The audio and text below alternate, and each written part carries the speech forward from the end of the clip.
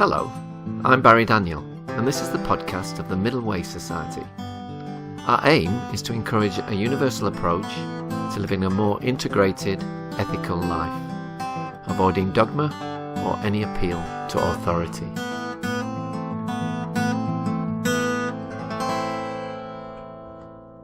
My guest today is Rupert Read, an Emeritus Professor of Philosophy at the University of East Anglia in Norwich. He's the former spokesperson for Extinction Rebellion and co-director of the New Climate Majority Project. He's authored several books, including This Civilisation is Finished, Parents for a Future, Why Climate Breakdown Matters, and the topic of today's discussion, the Climate Majority Project, and has been many times on the Today programme, Question Time, Newsnight, Politics Live, Al Jazeera, and many more. And he's here to talk to us today about the Climate Majority Project. So, hello, Rupert. Welcome to the Middle Way Society podcast. Barry, thank you. Okay, well, perhaps you could begin by you telling us a bit about your background and what has led you to this present juncture in your life. Yeah, it's a good question. It's a pertinent question, and obviously it's a question that's relevant in a way for everybody. But for me in particular, the story has an interest that is relevant to the Climate Majority Project. So let me explain. As you mentioned, I was involved in helping to launch Extinction Rebellion and became a strategist and spokesperson of theirs. And then after about 18 months in XR, I started to realize that XR had probably got as far as it was going to be able to get, that it had reached a kind of a ceiling, and the ceiling was a pretty hard ceiling.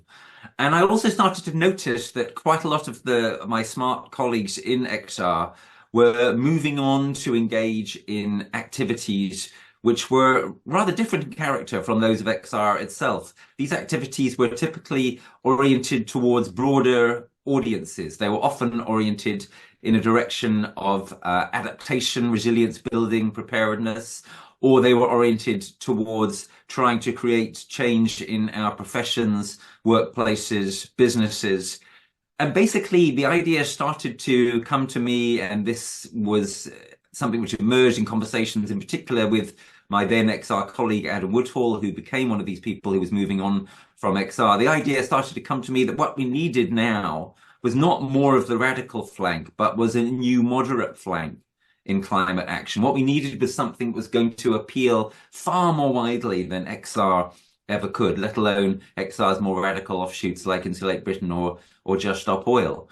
And that was the germ of the idea of what became the Climate Majority Project. And of course, with the Climate Majority Project, the clue is in the name. It's about assembling, enlisting, deepening this majority of people who are starting to emerge into this space. So for me, as someone who has been involved for many years in trying all sorts of different ways of getting into this terrible crisis that we are in a way that can change it for the better.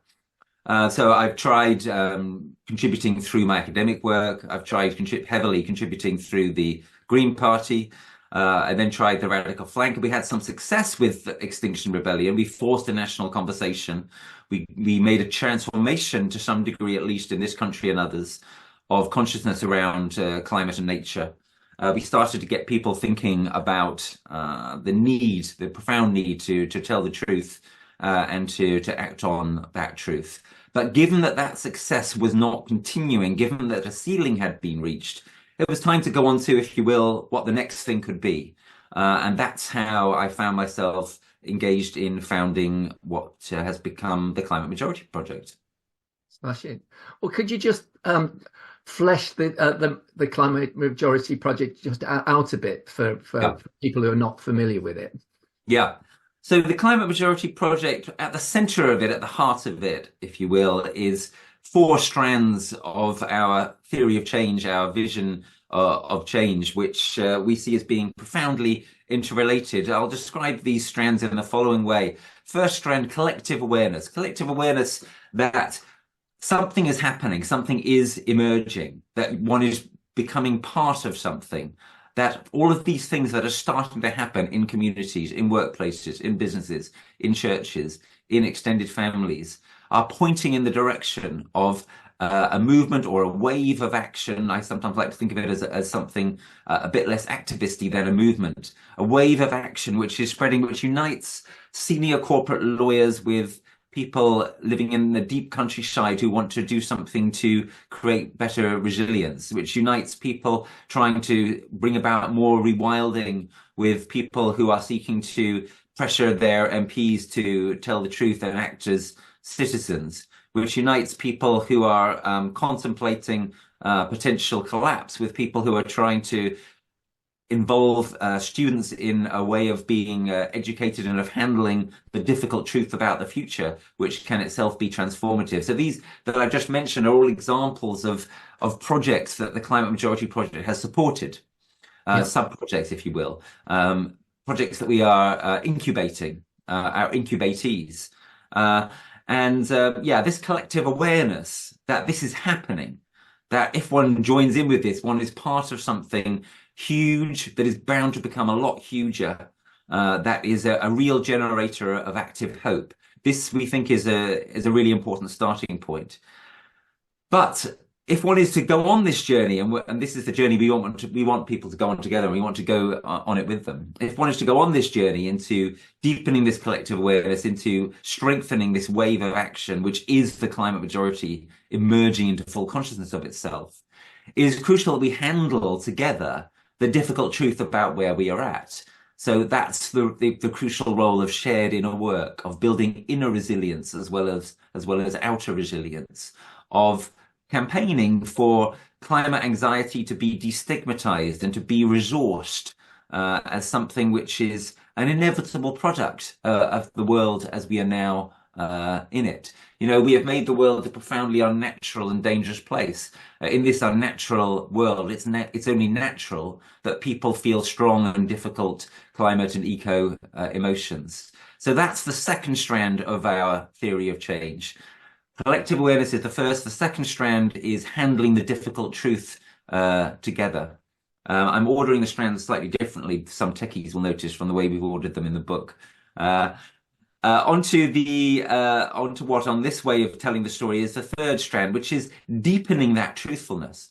So when you handle the difficult truth together, when you find ways of sharing your anxiety, your anger, your depression, whatever it may be about the state of the world, then you're capable of being able to go deeper into what the truth actually is. If you just try to land the full bitter truth on people, then a few will get it, but most won't. It will bounce off. They'll be unable to deal with it, to take it. So a great preparation for deepening truthfulness is the ability to handle the difficult truth together. So that's why on this telling, I'm putting the strand of telling the truth, of deepening the truth, third in the order. And this we think is absolutely non-negotiable. We cannot shy away from the truth in its full awesomeness and horror and potentiality. This was something, of course, that we very much share with Extinction Rebellion and with many others, including the school climate strikers. But it is an element of our theory of change which is uncompromising and which we are unusual in saying, look, this needs to be the case for everybody, not just radicals. The truth is far too important and, in a certain sense, good and deep to be kept to just those who are willing to engage in non-violent civil disobedience or what have you, right? We all need to know the truth, and we all need to deepen our engagement with it. So that on this telling is the third strand, deepening truthfulness. On the back of all of that, hopefully when you put all those things together, you've come up with something which is involving, which is energizing. You've come up with a basis for effective action. And of course, this is the non-negotiable on this telling fourth and final element, strand of our interwoven theory of change. Effective action is absolutely crucial. And as I've already implied, we think that the areas where this is particularly neglected, the areas where there's particularly a strong potential, is in geographic communities where people live, and in workplaces, professions, businesses, where people spend most of their time, and most people spend most of their time.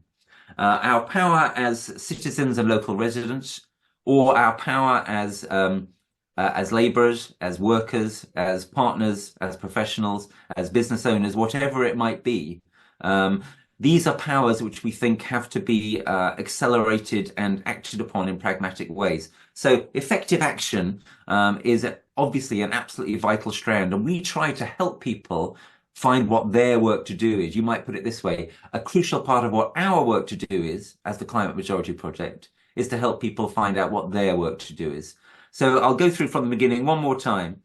Collective awareness, handling the difficult truth together, deepening our sense of the truth, deepening truthfulness, and effective action on the basis of these, on the basis of the energy that can arise from understanding that we're part of something larger, that we can handle the difficult truth, that we can therefore engage more deeply with what the truth is, and that what part of what the truth is that there is now enormous potential.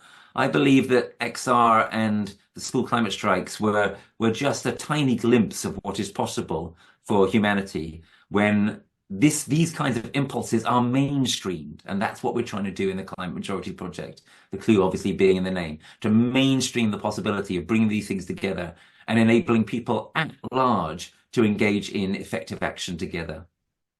Okay, well, that's a great summary, Rupert. So you say we're witnessing a critical shift in public climate consciousness.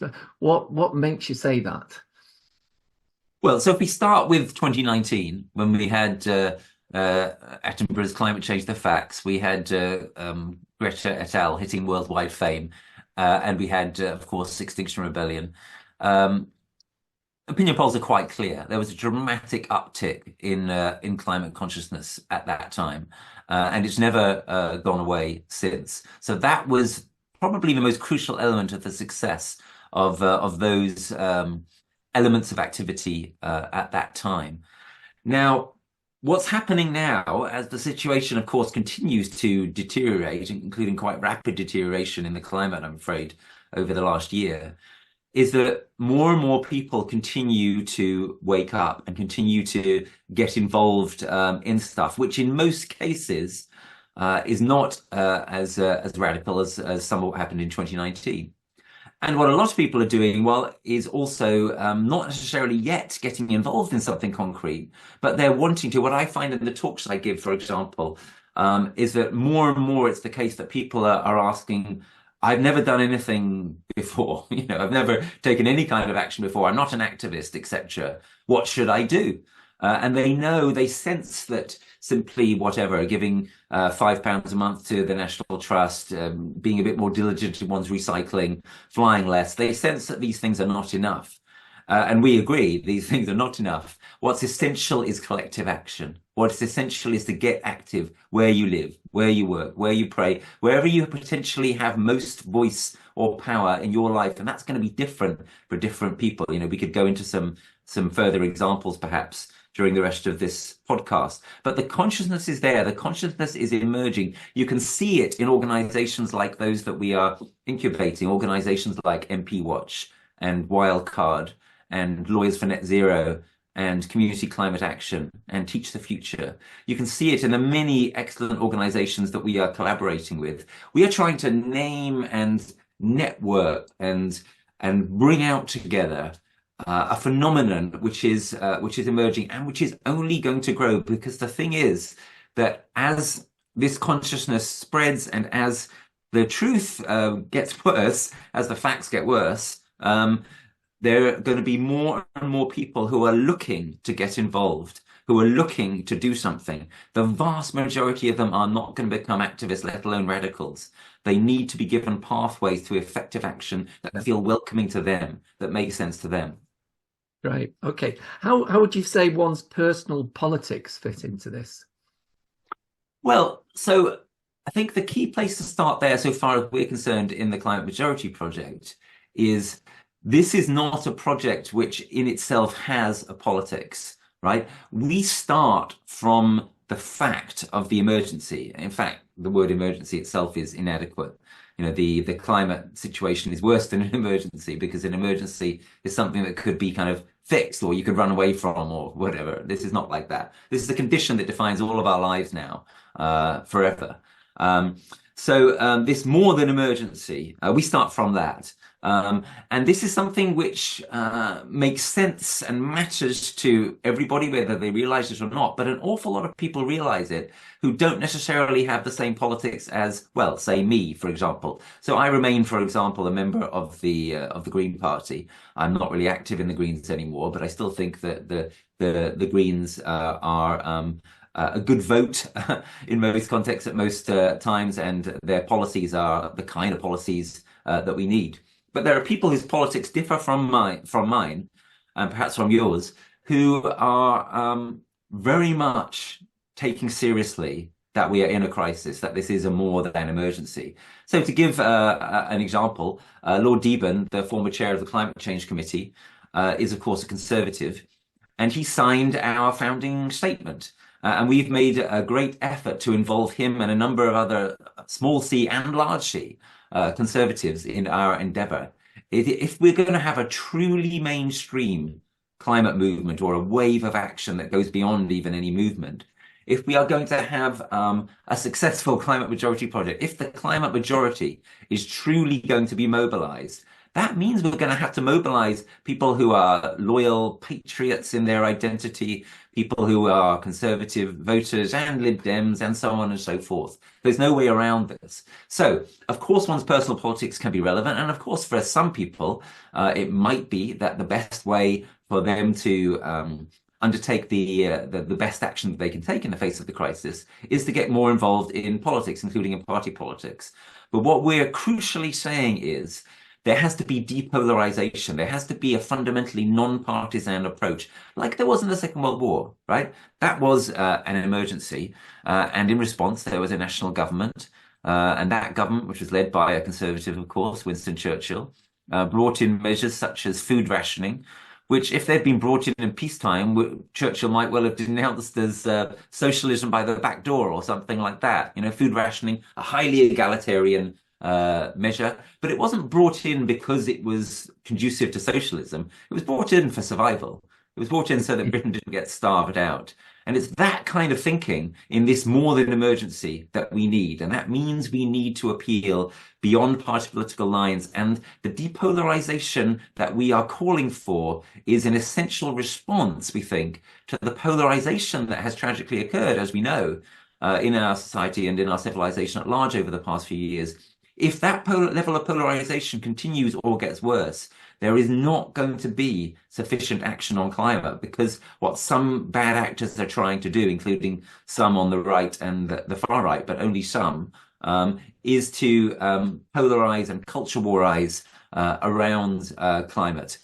We have to stop that, and we are absolutely dedicated in the Climate Majority Project to stopping it.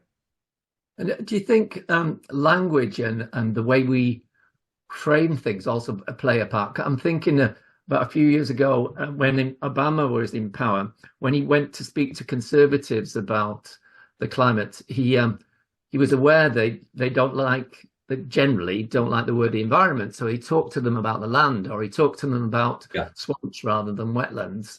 Good. Yeah, definitely. Absolutely. In answer to your question, yes, language can play a role. We shouldn't overestimate the role. We shouldn't think that language can be a silver bullet here. That was an illusion that some people fell into, I think, about 10, 15 years ago, thinking if we just get the framing right, then everything else follows. No, it's not like that. But we shouldn't underestimate it either. It is crucial. So yes, we talk quite a bit about the climate, obviously, but in some audiences, it's not even best to talk about the climate. As you've suggested, for example, some people are much more keen to talk about nature, or sometimes perhaps the earth, certainly the land. There's all sorts of examples of this. We think it's absolutely crucial to use language which is truthful, but different audiences respond to different words, different framings. There has to be quite a lot of differentiation, segmentation, if you will, of our messages if we're going to actually be successful. That also implies that we need to have different messages as well. It's not all about me or one or two of my colleagues talking to everybody. That's not going to work. So that's one reason why in the Climate Majority Project, we have emphasized from the beginning that we are not, as it were, trying to do the whole thing ourselves. We're trying to name something which is miles bigger than us. Yeah. And we're trying to support and incubate and then collaborate with, etc., organizations that in some cases are designed for dealing with specific audiences or demographics that I myself say am perhaps not going to be so successful at empathizing with. So, you know, to go back to a couple of our incubatees, Lawyers for Net Zero, it's now been renamed General Counsel Sustainability Leaders. They work with high-level corporate lawyers.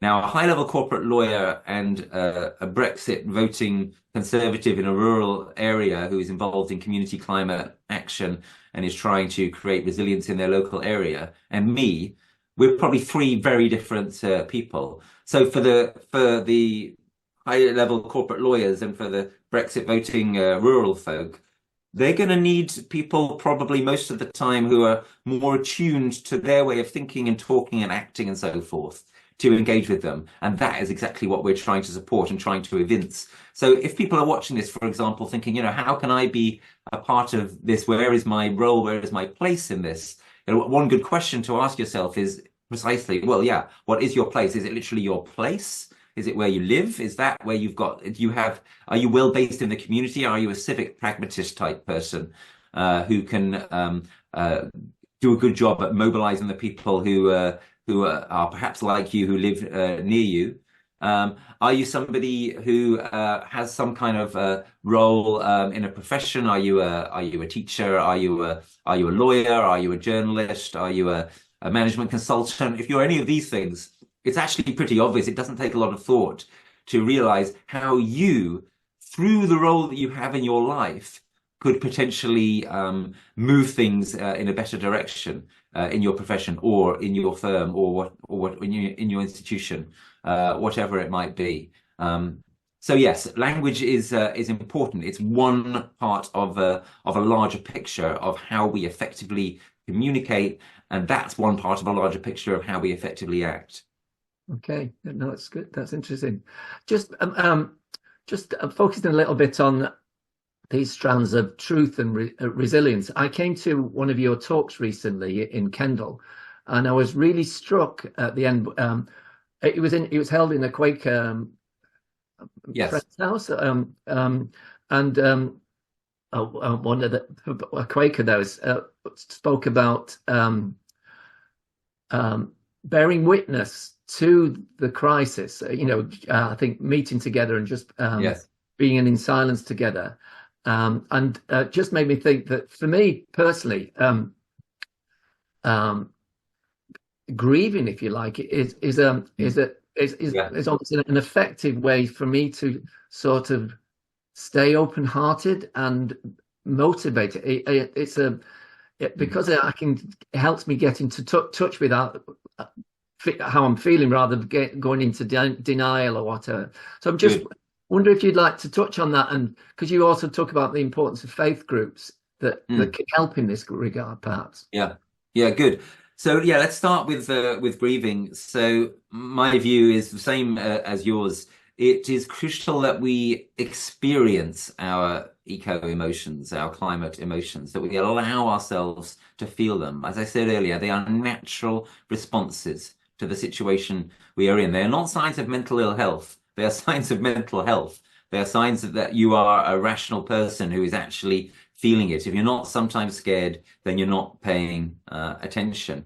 Now, as I mentioned before also, the strand of our theory of change to do with shared inner work, to do with building inner resilience, to doing that together, to handling these emotions, to handling the difficult truth together. We think this is absolutely crucial. We think it's been neglected by too much of the climate and environmental movement in the past, and in fact by activism at large. We think it's critical for all of us to be able to go forward, but in particular to enable people, as I was saying before, to handle the difficult truth in such a way that they can engage in a deeper way with the truth, and so they can be fully energized. I think when one really feels one's grief or despair, even whatever it is, which is obviously a difficult thing to do, when one really feels it, then it's no longer something which is kind of nagging at one and maybe kind of holding one back or maybe exhausting one or preoccupying one.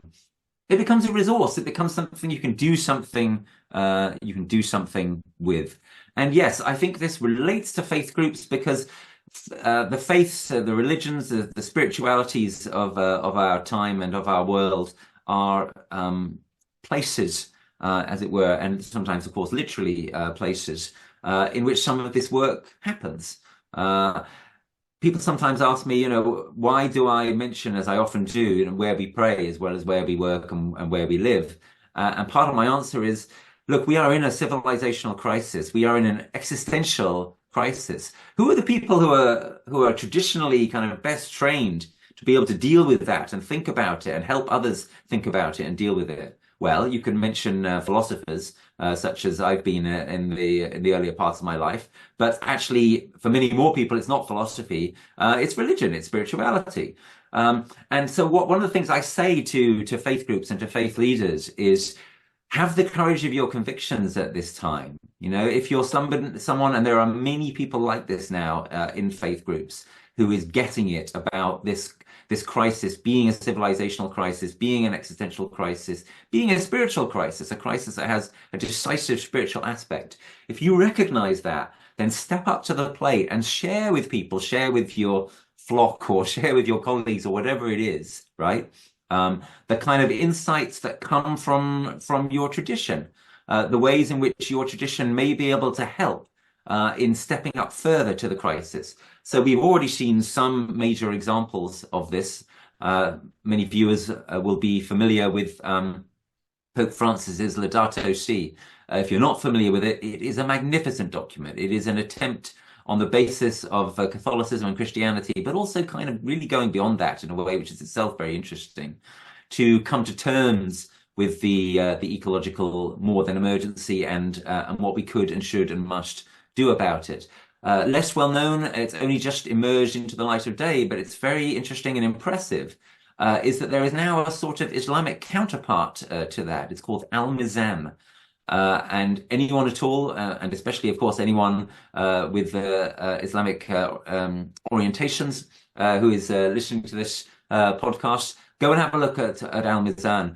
If you put Al-Mizan together with the Laudato Si, what you see is that the two greatest monotheisms are really making an effort to come to terms with and get serious about the crisis we are in on planet Earth. And I think what is vital for faith groups is that they do take this process fully seriously. This can't be just an add-on. This is not just sort of one sermon out of every 20 or something like that. This is what is going to become more and more the preoccupying question of our time. It's going to be what our children demand of us. What did you do? What did you say? How did you try to help when there was time to make a decisive difference to what my generation would experience? This applies to everybody, but it applies most strongly to those in some kind of position of leadership, to those who are looked up to or listened to, respected in regard of these kinds of questions. And that means that a heavy responsibility now falls upon faith groups. And I love working with people of faith and faith groups to help them to step up fully to that responsibility. Okay. And what would you say to people? And there are many people out there who recognize the crisis that we're facing and recognize the likelihood that we are going to fall off some form of cliff. We don't know what that cliff may be, but there's a and think, what's the point? It's going to happen anyway. Why try? Yeah, I feel immense sympathy with such people. At the same time, isn't that the most bloodless thing to say? Isn't that kind of giving up something which will not be excused by our children and shouldn't be? Because the truth is that there is always stuff that you can do. even if we were bound to collapse, which I don't believe that we are, but even if we were, there's still stuff to do.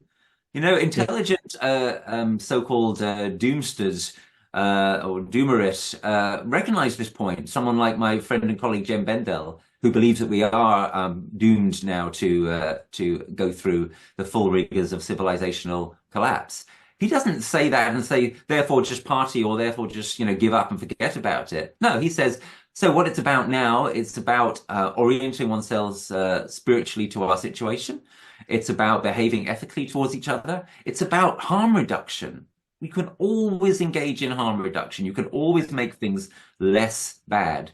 So really, the truth about the people who are inclined to say, what's the point? There's nothing we can do, I'm afraid, is that such people are simply looking for an excuse to do nothing.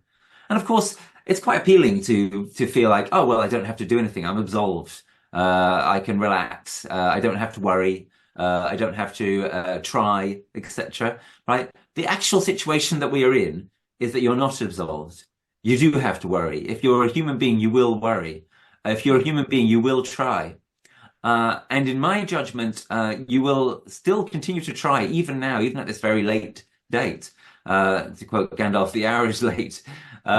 Even when, as I sometimes put it, we are off the cliff. It's not a very accurate metaphor to say we're on the edge of a cliff. No, we're tumbling down the cliff. We have to try to stop ourselves tumbling down further and then painfully haul ourselves back up.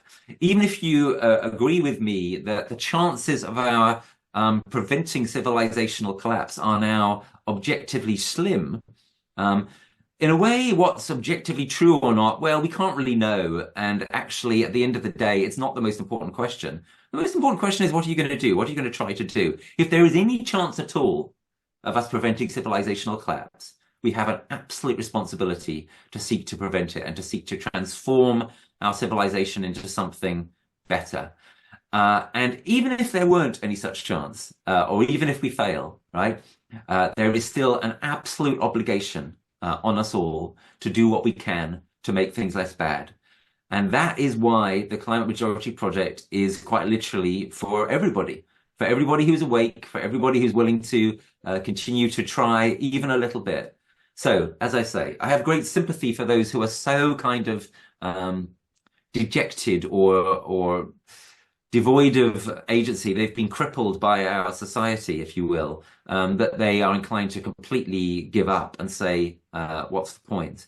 But I also say to any such person, absolutely sincerely and firmly, do not give yourself an excuse for letting everybody else down, including your own children, nephews and nieces, grandchildren, etc., etc. There is no excuse. Okay. That reminds me actually of, you might have come across this yourself, a definition of hope by, do you remember Václav Havel? I certainly do. Yeah, he said something, I can't remember it exactly. It was something like, hope is not the conviction that things will turn out well. Rather, it's the confidence that you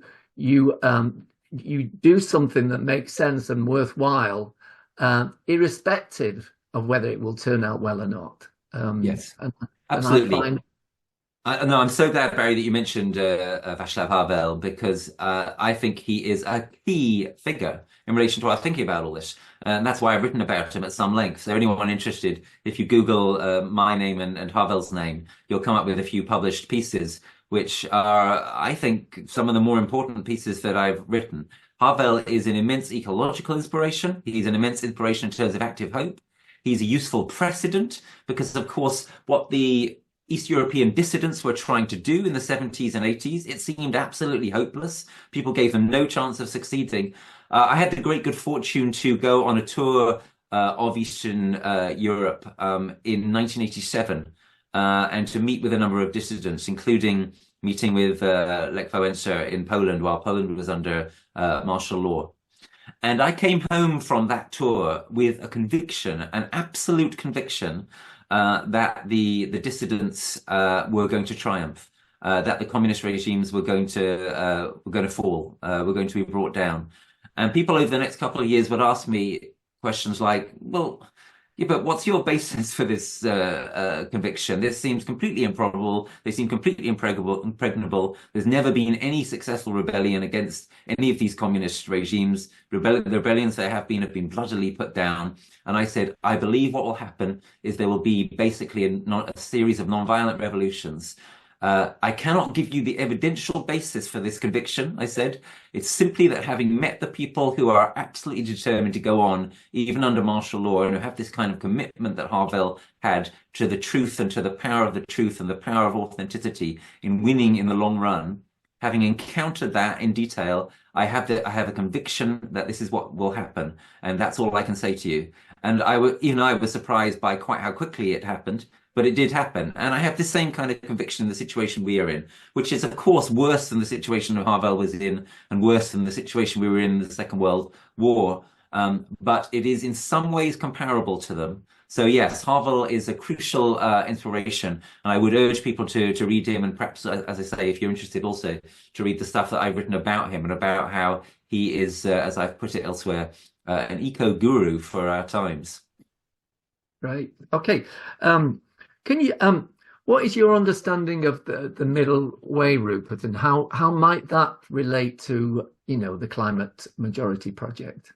Yeah, well, look, I like the idea that you have in your society, which is part of the reason I agreed to do the podcast. But I'm going to come at this question a slightly indirect way, which I'm sure won't be completely unfamiliar to you, because in terms of my own spiritual path, well, it's partly my own. It's partly a Quaker path. I'm a member of the Religious Society of Friends. It's also partly a Buddhist path, and my teachers have included Thich Nhat Hanh and Joanna Macy.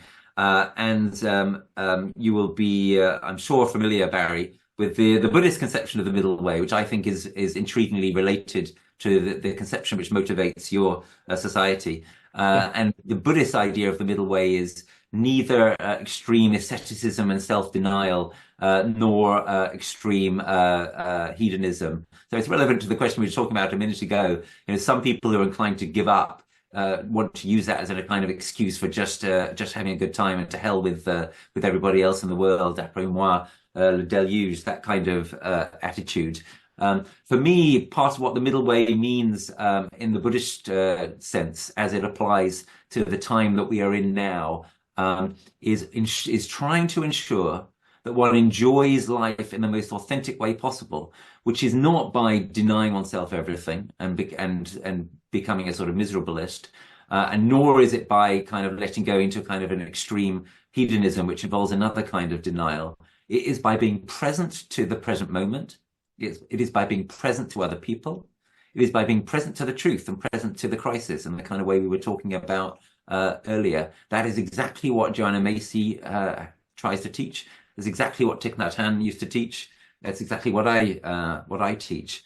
And I think that in this sense, the middle way is actually, there's a beautiful sort of there's a beautiful way in which it involves the greatest potentiality for enjoying life of all, much more so than the hedonist, because the hedonist is always desperately kind of seeking after fresh pleasures. They're on a kind of treadmill of desires in a way that's brilliantly analyzed by the Buddha, who of course was a great psychologist, among other things.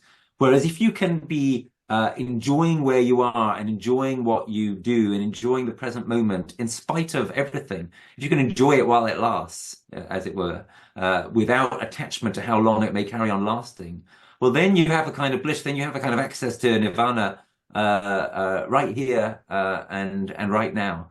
And I must tell you, Barry and listeners, that although doing the job that I do is sometimes difficult, right? Sometimes very stressful. I've got continual demands on my time and people, wanting bits of me, and I have to keep on facing up to these awful, difficult truths and so on. I am absolutely having the time of my life, though. I found my life's purpose. That started really with when I started moving into telling the whole climate truth as I saw it about 9 years ago now. It accelerated with Extinction Rebellion, and it's accelerated further now with the Climate Majority Project.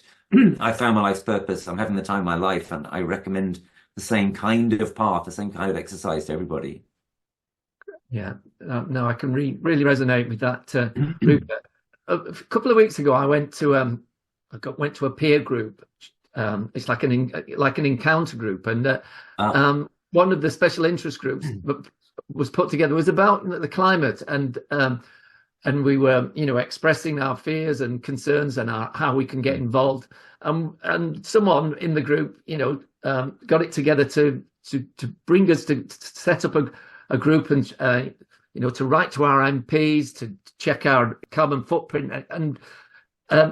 So I imagine there's loads of people cohering like this around the country, around the world. What would you say that a next step, say, for that, our little group to do, but potentially in relation with the Climate Majority Project? How can we take it forward? Yeah, very good. So as you say, there are lots of places where one can do this kind of thing now. There are climate cafes, there's carbon conversations. Greenpeace are doing stuff like this on doorsteps with people. There is Larger Us who are doing their climate conversations. Lots of student groups are doing this kind of thing. It's also taking place in lots of therapeutic settings now. This is all really good. And one way in which, people can be part of the kind of change that is needed is simply by engaging in more of these conversations. But as you've implied, we need to go further as well. So how do we go further? So really what it's about, remember I talked earlier about our work to do is partly to help you to find your work to do. And of course, there are people who specifically do this now, like climate coaches, for instance. What each person needs to do is to try to find out, and this may be easier for someone who is not extremely young, who is still kind of finding their path in the world. For someone who is extremely young, it's about kind of exploring in a more open-ended way. For someone who is maybe 25, 35, but it could be 55, it could be 75, trying to figure out, what's the next step for me in my part of this journey together, my part of this kind of growing collective awareness, this growing wave. The crucial thing to do is to try to figure out what is your superpower.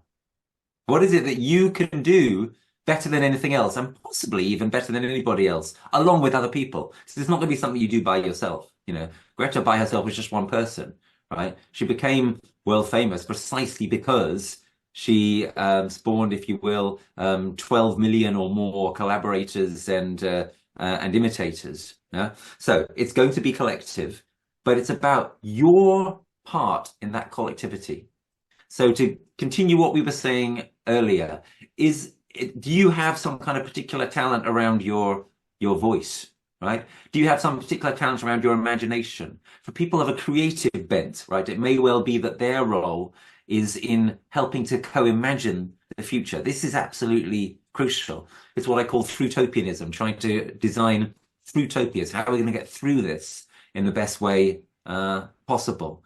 And there's a whole load of people who their best role may well be in co-imagining and co-designing the better futures, which are still possible and which our hearts know are possible. For other people, it might be through their trades union, or it might be through their professional association, or of course, it might be through creating something new.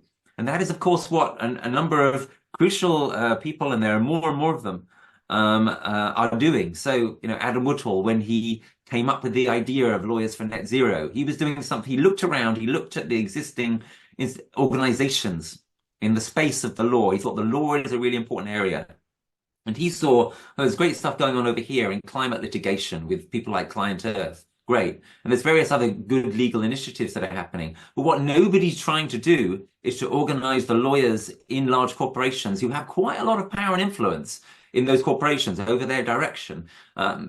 Some of you listening to this will have seen the hit TV series Succession, and notice that the one person outside the family in the firm there, the media firm, which is at the center of that story, who had the most power in the corporation was the general counsel, the senior lawyer. And that's the organization that Adam now runs, General Counsel Sustainability Forum. So it might be creating something new. So, yeah. But whether it's engaging in imagining something along with others, whether it's engaged in acting in some existing organization which is potentially effective and making it more effective, whether it's about creating something new, it has to be effective, right? It's about a sort of pragmatic utopianism or pragmatic effectiveness, to put it more simply. What is your superpower? And, dare to kind of dream big about this.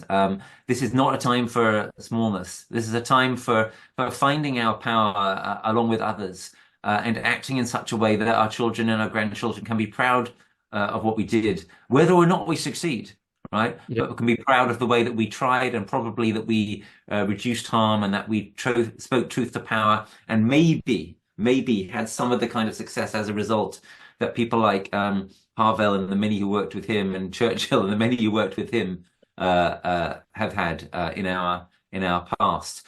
And in that sense, of course, this is a glorious time to be alive, because we have the opportunity, along with others, to do something genuinely heroic and genuinely consequential.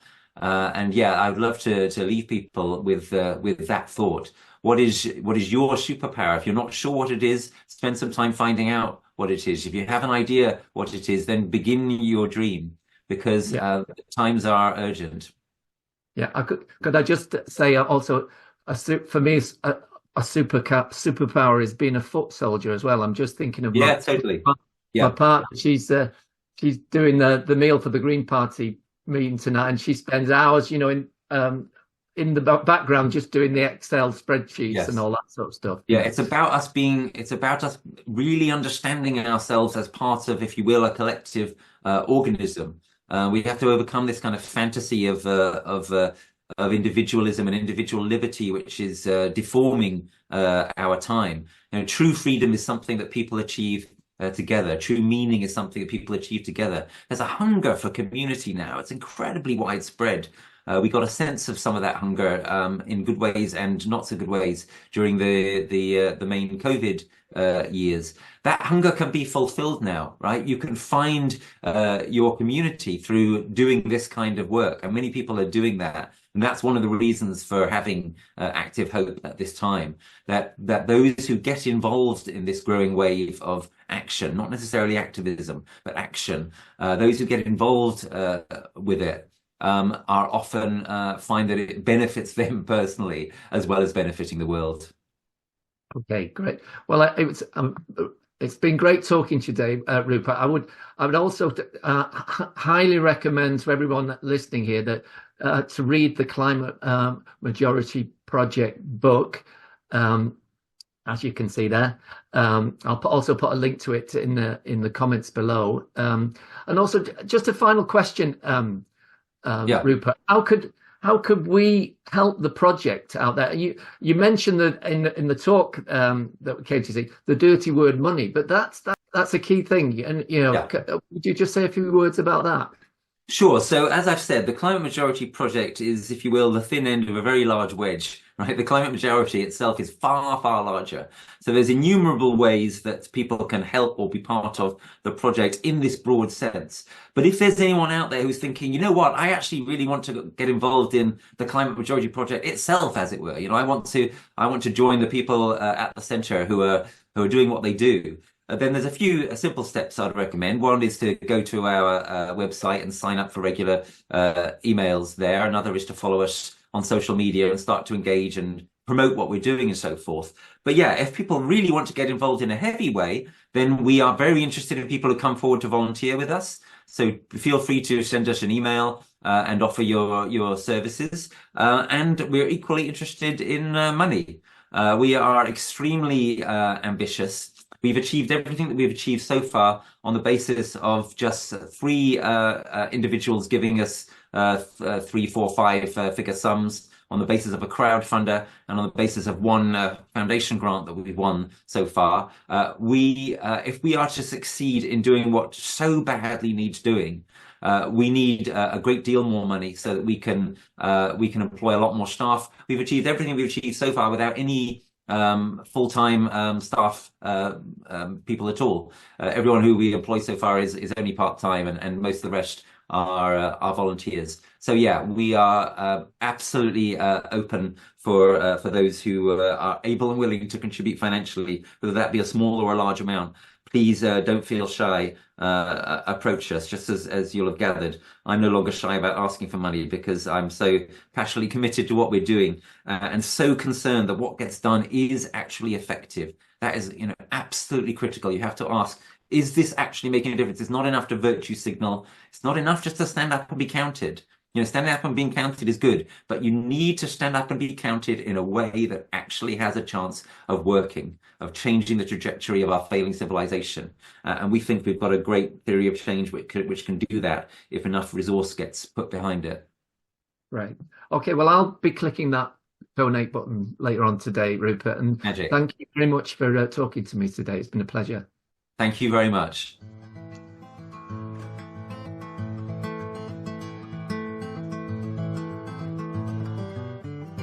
You can find out more about middle way philosophy at www.middlewaysociety.org.